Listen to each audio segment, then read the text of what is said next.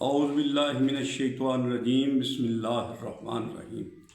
حضرات گرامی، صوفی سفر محمد علی علوی، ہم انوار القرآن کے عنوان سے جو ڈاکٹر ملک غلام مرتضیٰ صاحب نے لکھا ہے اس کو ہم پڑھ بھی رہے ہیں، اس کو سمجھ بھی رہے ہیں اور اس پہ ہماری ڈسکشن بھی جاری۔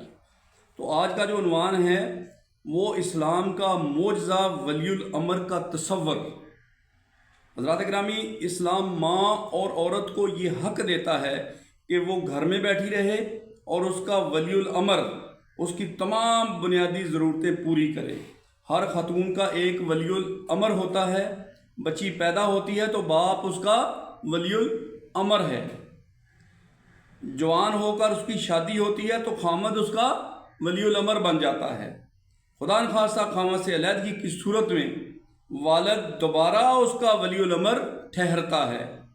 والد وفات پا جائے تو بھائی، اور اگر بھائی موجود نہیں تو بیٹا ولی الامر بن جاتا ہے، اور اگر یہ بھی موجود نہیں تو پھر قریب ترین رشتہ دار ولی الامر سمجھے جائیں گے۔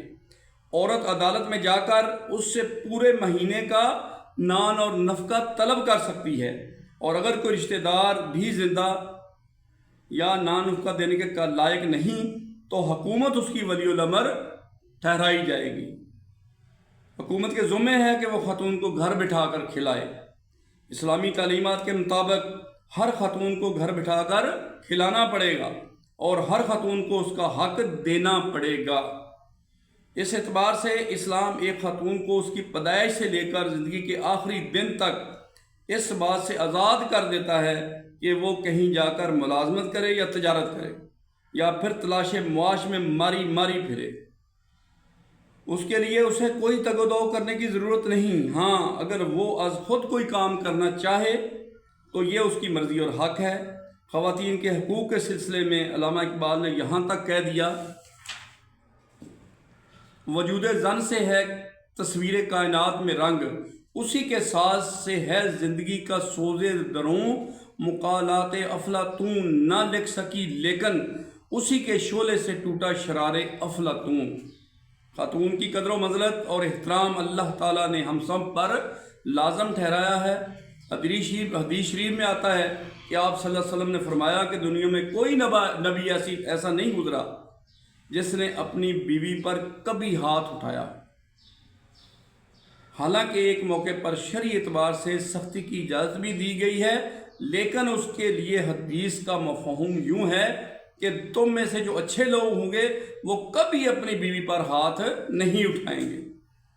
اسی مقام پر عائلی زندگی کی بہترین زوجین کے تعلقات، کار معاشرے کے مختلف طبقات کے حقوق کی ادائیگی، نفاق فی سبیل اللہ اور آخرت کی جزا و سزا کی تفصیل کے بعد دربار الہی میں حاضری کے آداب مذکور ہیں۔ حضرات گرامی، نماز جو ہے یہ اللہ تعالیٰ کے دربار میں حاضری کا ایک ذریعہ ہے، لیکن اس سے پہلے ہم نے وہ تمام حقوق، اب اس میں والدین کے بھی ہیں، زوجین کے بھی ہیں، اس میں سب کے حقوق ہیں، پڑوسیوں کے بھی، ان کو پہلے فوکس کرنا ہے۔